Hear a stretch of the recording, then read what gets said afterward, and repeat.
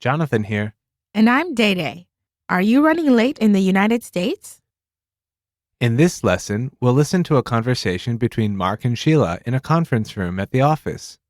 Sheila has shown up late to an important meeting, and Mark is not too happy about it. Because it is a serious topic, Sheila especially will be speaking very formally. Let's give it a listen. Indeed.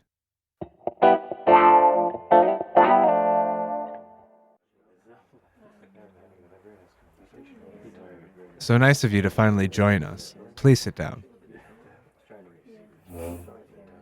I'm sorry. The bus was late and I didn't make it to the metro station in time.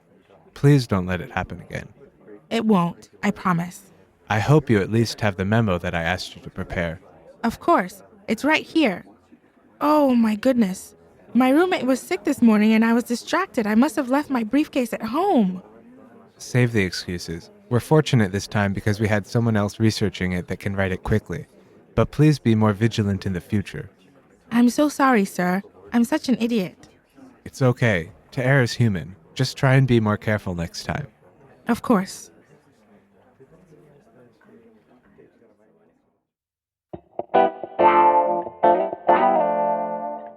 Yikes. Mark sounds pretty angry at Sheila. Of course, Sheila did make 2 mistakes, so I guess I understand. That's true. It's important to remember how to act and what to say in English when you have made a mistake or if someone has made a mistake by you. Right. Even though he was a bit angry, Mark then was kind of soft towards Sheila. Exactly. Usually in the United States, simply apologizing and stating a reason for your mistake is enough to be forgiven. So if I'm 5 minutes late? Yeah, you just need to say something like, "Oh, sorry, I'm late. My train was delayed." And that's enough of an apology?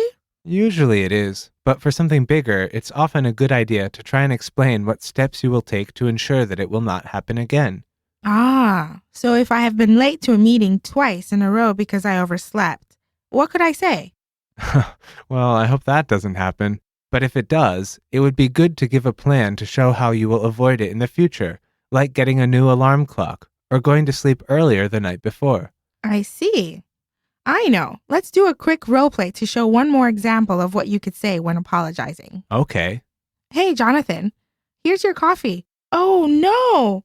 Hey, you spilled it all over me. I'm sorry. I knocked the cup over by accident.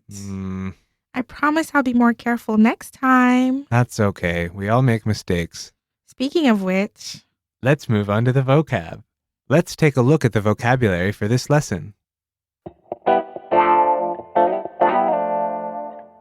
the first word we shall see is Memo. a memorandum, a short document informing recipients on a specific topic.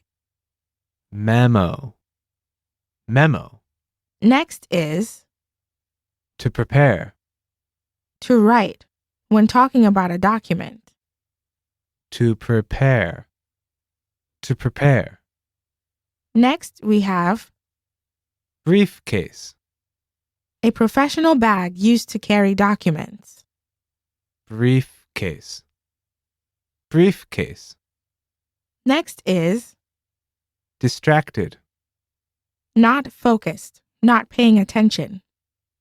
Distracted. Distracted. Next, we have Vigilant. aware, careful, paying attention. Vigilant. Vigilant. Next is To err. to make a mistake. To err. To err. Next, we have Idiot. a stupid person, a fool. Idiot. Idiot. Next is Excuse. explanation for mistakes or bad behavior. Excuse. Excuse.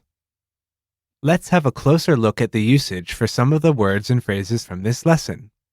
The first phrase we'll look at is save the excuses. This is a somewhat harsh comment for Sheila. Mark is telling her that he does not want to hear the reasons why she failed at her task. We can say, save the blank, To tell someone not to tell us things that we don't need or want to hear. Again, this can be considered kind of rude, so never use it for a superior and be careful when using it so you do not offend someone. Got it. So, ready to move on to the next phrase? Well, first, what do you think about this weather today? Hey, Jonathan, save the small talk. Let's hear the next phrase. Okay. The last one we'll talk about is To err. to make a mistake. In the dialogue, Mark tells Sheila to err is human after she made a mistake. This is a much softer comment by Mark after being harsh with Sheila earlier. A common idiom in English is to err is human, to forgive divine, meaning that everybody occasionally makes mistakes, but it is good for us to forgive others when they make errors. By saying even just the first part of this saying, Mark shows that he forgives Sheila for her mistakes. That makes sense. I think I will have to use that a lot with you. Probably. Want to move on to the grammar? Okay. The focus of this lesson is explaining reasons without using conjunctions. That's right. Sheila says, I'm sorry, the bus was late and I didn't make it to the metro station in time. Often, when we are constructing excuses, reasons, or arguments, we use connecting words like because, on account of, or as a result of. However, these types of words are not always needed. This is especially true of spoken English, when simply listing your reasons in a logical order is sufficient to explain, like Sheila did. Sometimes this makes your verbal statement clearer and more logical. Here are some examples of excuses using connecting words, and then the same ideas without them. Instead of saying, On account of the bus being late, I missed my flight.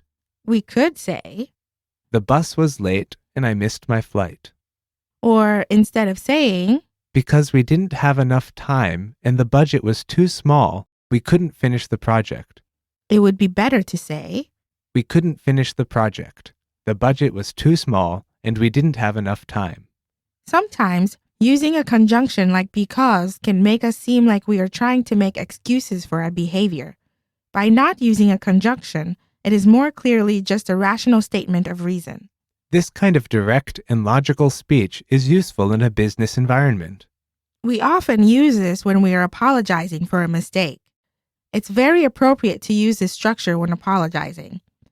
Let's think about a situation where you are working on a project, but the costs of your materials rose, so you won't be able to finish with the original amount of money.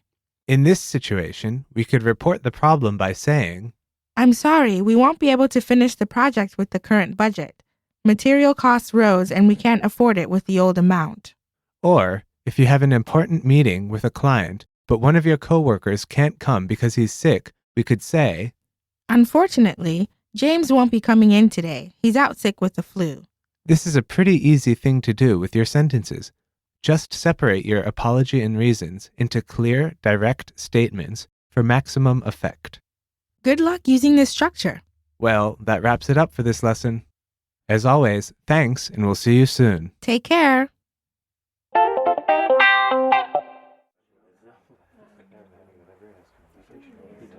So nice of you to finally join us. Please sit down.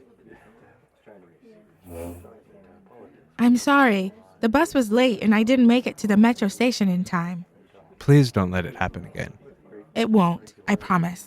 I hope you at least have the memo that I asked you to prepare. Of course. It's right here. Oh my goodness. My roommate was sick this morning and I was distracted. I must have left my briefcase at home. Save the excuses. We're fortunate this time because we had someone else researching it that can write it quickly. But please be more vigilant in the future. I'm so sorry, sir. I'm such an idiot.